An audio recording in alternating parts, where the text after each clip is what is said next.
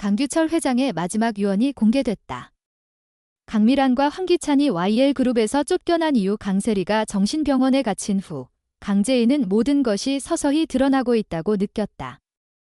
마치 어둠 속에서 얇은 실이 하나씩 풀리며 숨겨진 진실이 모습을 드러내는 것 같았다. 하지만 그 진실은 그녀를 자유롭게 하기보다는 점점 더 깊은 심연으로 끌어당겼다. 황기찬의 죄악이 집안의 공기를 무겁게 짓누르고 있었고 제인은 숨이 막힐 듯한 긴장감 속에서 하루하루를 보냈다. 특히 그녀의 아버지 강규철이 생전에 숨겨왔던 과거의 비밀이 점점 더 선명해지면서 제인은 마치 칼날 위를 걷는 듯한 불안에 휩싸였다. 강세리는 정신병원에 갇혀 진실을 외칠 기회조차 잃었지만 제인은 더 이상 기다릴 수 없었다. 그녀는 행동해야 했다. 어느 날 제인은 아버지의 서재로 들어갔다. 오래된 책 냄새와 함께 묵직한 공기가 그녀를 감쌌다.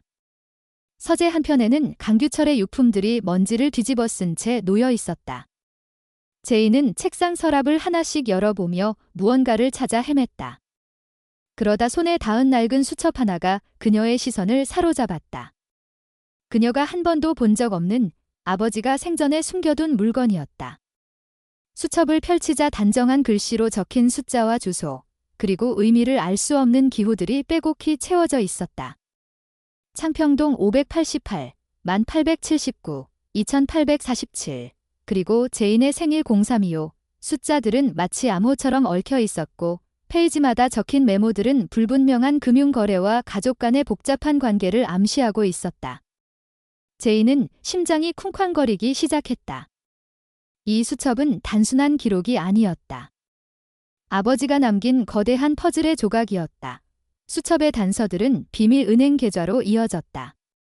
제인은 떨리는 손으로 페이지를 넘기며 아버지가 남긴 메모를 읽었다.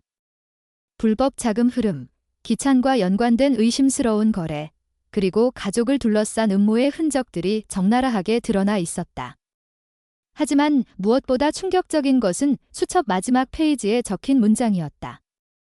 제인아, 모든 것을 되찾아라. YL은 너의 것이다. 제인은 숨을 멈췄다. 강규철은 죽기 전 YL그룹의 지배권을 제인에게 넘기겠다는 의지를 명확히 남겨두었다. 그것은 제인에게 힘과 책임을 부여하는 아버지의 마지막 명령이었다. 제인은 수첩을 덮고 서재를 나왔다. 그녀의 머릿속은 복잡한 생각으로 소용돌이쳤다. 아버지가 기찬의 모든 죄악을 알고 있었다는 사실이 그녀를 충격에 빠뜨렸다. 강규철은 기찬이 은호의 죽음에 직접 연루되었다는 것을 알았을 뿐만 아니라 그가 가족을 배신하고 회사를 장악하려 했던 음모까지 파악하고 있었다. 디체와 함께 발견된 문서들은 기찬의 금융 조작과 은호 사고를 은폐하려 한 증거로 가득했다. 제인은 가슴이 터질 듯한 분노와 슬픔을 느꼈다. 자신의 아들을 죽인 남편이 그토록 오랫동안 그녀 곁에서 태연히 미소를 지으며 살아왔다는 사실이 믿기지 않았다. 제인은 도윤을 만났다. 카페의 구석자리에서 그녀는 수첩과 뒷채를 보여주며 모든 것을 설명했다. 도윤의 눈빛은 점점 더 진지해졌다. 두 사람은 단서를 하나씩 맞춰가며 기찬의 범죄를 파헤칠 계획을 세웠다. 은행 계좌를 추적하고 뒷채를 법적으로 인증받아 YL그룹의 권한을 되찾는 것이 첫 번째 목표였다. 하지만 제인은 알고 있었다. 기찬은 쉽게 무너질 인물이 아니었다. 그는 이미 자신의 흔적을 지우기 위해 움직이고 있었다. 이 한편 황기찬은 경찰의 소식을 듣고 불안해졌다. 경찰이 자신의 금전 거래와 은호의 사고를 수사한다는 사실을 알게 되자 얼굴이 창백해졌다. 완벽하다고 믿었던 계획이 무산될까 봐 두려움에 휩싸였다. 기찬은 급히 변호사를 만나 대책을 논의했지만 경찰 수사는 더욱 거세졌다. 모든 증거가 그를 지목했다. 은호의 사고 현장에서 발견된 CCTV 영상, 그의 계좌로 흘러들어온 불법 자금, 심지어 강세리와의 공모까지. 기찬은 숨막히는 공포에 휩싸였다. 제인은 집으로 돌아와 평소처럼 행동하려 애썼다. 기찬이 그녀를 의심하지 않도록 그녀는 다정한 아내의 모습을 연기했다. 하지만 매 순간 그의 얼굴을 볼 때마다 분노가 치밀어 올랐다. 기찬은 여전히 아무것도 모르는 척 그녀에게 미소를 지으며 저녁을 준비하라고 말했지만 제이는 그의 눈빛에서 미세한 불안을 읽었다. 그는 무언가를 감추고 있었다. 제이는 그 틈을 파고들 준비가 되어 있었다. 밤이 깊어지자 제이는 은호의 방으로 들어갔다. 아들의 사진을 바라보며 그녀는 조용히 맹세했다. 은호의 죽음에 대한 진실을 밝히고 아버지가 남긴 유산을 지키겠다고. 디체와 증거들은 그녀에게 힘을 주었다. 이제 그녀는 더 이상 피해자가 아니었다. 그녀는 싸울 준비가 되어 있었다. 한편 기찬은 어두운 방 안에서 혼자 전화기를 붙잡고 있었다. 그의 손은 미세하게 떨리고 있었다. 공기놀이의 전화가 울리자 그는 숨을 삼키며 수화기를 들었다. 그 순간 그의 운명이 뒤바뀌기 시작했다. 밤이 깊어지자 강재인은 은호의 방에 들어가 문을 조용히 닫았다. 아들의 사진이 놓인 작은 책상 위로 달빛이 부드럽게 흘렀다. 은호의 미소는 여전히 따뜻했지만 그 미소를 마주하는 제인의 가슴은 날카로운 비수에 찔린 듯 아팠다. 그녀는 사진을 손으로 어루만지며 조용히 맹세했다. 은호의 죽음에 얽힌 진실을 반드시 밝혀내고 아버지 강규철이 목숨을 걸고 남긴 유산을 지킬 것이다. 서재에서 발견한 유언장과 비밀 금고에서 나온 증거들은 그녀에게 날카로운 무기를 쥐어주었다. 더 이상 제이는 두려움에 짓눌린 피해자가 아니었다. 그녀의 눈빛에는 결연한 의지가 타올랐다. 이제 싸울 준비가 되어 있었다. 한편 황기찬은 어두운 사무실에 홀로 앉아 있었다. 책상 위에 전화기가 유일한 빛을 받아 희미하게 반짝였다. 그의 손은 미세하게 떨리고 있었고 이마에는 식은땀이 맺혀 있었다. 공기놀이로부터 걸려온 전화가 침묵을 깨뜨렸다. 기찬은 숨을 삼키며 수화기를 들었다. 전화 너머에서 들려오는 낮고 날카로운 목소리는 그의 심장을 쥐어짜는 듯했다. 공기놀이가 그의 금융거래와 은호의 죽음에 대한 조사를 본격적으로 시작했다는 소식이었다. 기찬은 애써 침착한 척했지만 그의 목소리는 갈라졌다. 그는 수화기를 내려놓고 손으로 얼굴을 감쌌다. 그 순간 완벽하다고 믿었던 그의 세계가 서서히 무너지기 시작했다. 제이는 은호의 방에서 나와 거실로 걸어갔다. 집안은 고요했지만 그녀의 머릿속은 복잡한 생각으로 가득했다. 아버지의 유언장은 단순한 재산 분배가 아니었다. 그것은 기찬의 죄악을 드러낼 열쇠였다. 유언장에 적힌 강규철의 고백은 충격적이었다. 기찬이 은호를 죽인 것도 모자라 회사를 장악하기 위해 아버지를 협박하고 홍만수를 매수해 죄를 덮었다는 사실. 제이는 그 모든 것을 알게 된 순간부터 더 이상 예전의 자신이 아니었다. 그녀는 도윤과 함께 다음 단계를 계획하기 위해 다시 만났다. 카페의 구석자리, 희미한 조명 아래에서 두 사람은 증거를 하나씩 점검했다.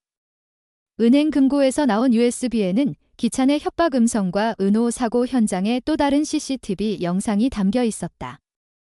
영상 속에서 기찬의 차가 은호를 향해 돌진하는 장면은 제인의 숨을 멈추게 했다. 그녀는 손을 떨며 화면을 뚫어지게 바라보았다. 그 순간 분노와 슬픔이 뒤엉켜 그녀의 온몸을 휘감았다. 도윤은 제인의 창백한 얼굴을 보며 조심스럽게 말을 걸었다. 하지만 제인은 단호했다. 그녀는 증거를 경찰에 넘기기 전에 기찬이 의심하지 않도록 철저히 움직여야 한다고 판단했다. 기찬은 여전히 YL그룹의 실권을 쥐고 있었고 그의 주변에는 아직 드러나지 않은 공범들이 있을 가능성이 컸다. 제인은 기찬이 단 한순간도 방심하지 않는다는 것을 알았다. 그는 교활했고 자신의 죄를 덮기 위해 어떤 수단이든 사용할 인물이었다. 제인은 도윤과 함께 증거를 복사하고 변호사를 통해 법적 절차를 준비하기 시작했다. 하지만 그녀의 마음 한구석에는 두려움이 남아 있었다.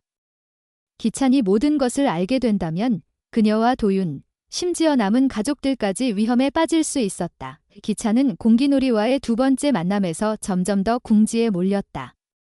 공기놀이는 그의 금융거래 내역을 하나씩 파헤쳤고 은호의 죽음과 관련된 새로운 증거들이 떠오르고 있었다. 기찬은 변명을 늘어놓으며 시간을 끌어보려 했지만 그의 눈빛은 이미 흔들리고 있었다. 공기놀이가 제시한 서류들에는 기찬이 홍만수에게 송금한 거액의 돈과 사고 당일 그의 차량이 현장에 있었다는 증거가 명확히 기록되어 있었다. 기찬은 손바닥에 땀이 차는 것을 느끼며 애써 웃음을 지었다. 하지만 그의 웃음은 점점 더 어색해졌다. 그는 자신이 빠져나갈 길이 점점 좁아지고 있음을 깨달았다. 제이는 집으로 돌아와 기찬을 마주했다.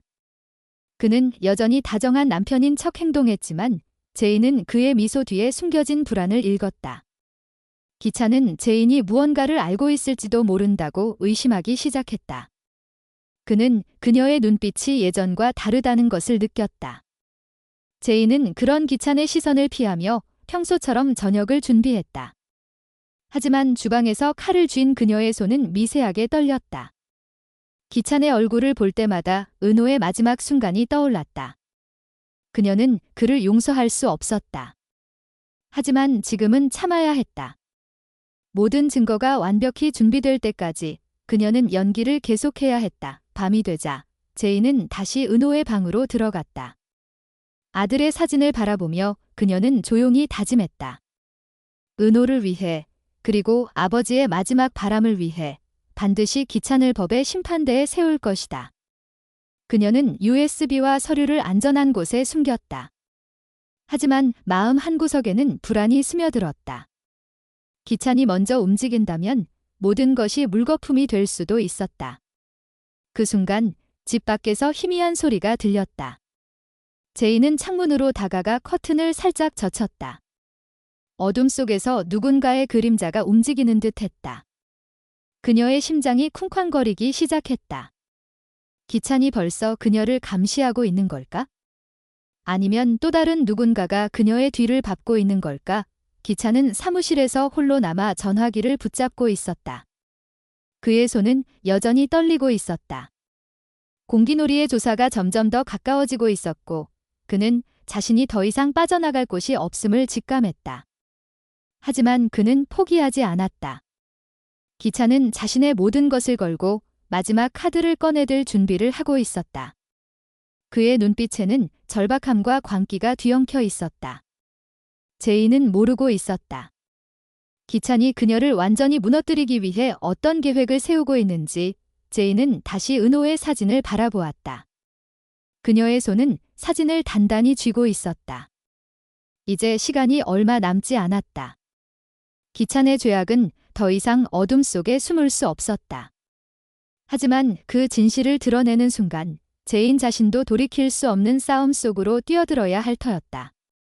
그녀는 숨을 깊이 들이쉬며 마음을 다잡았다. 은호를 위해, 아버지를 위해, 그리고 자신을 위해 그녀는 반드시 이 싸움에서 이길 것이다.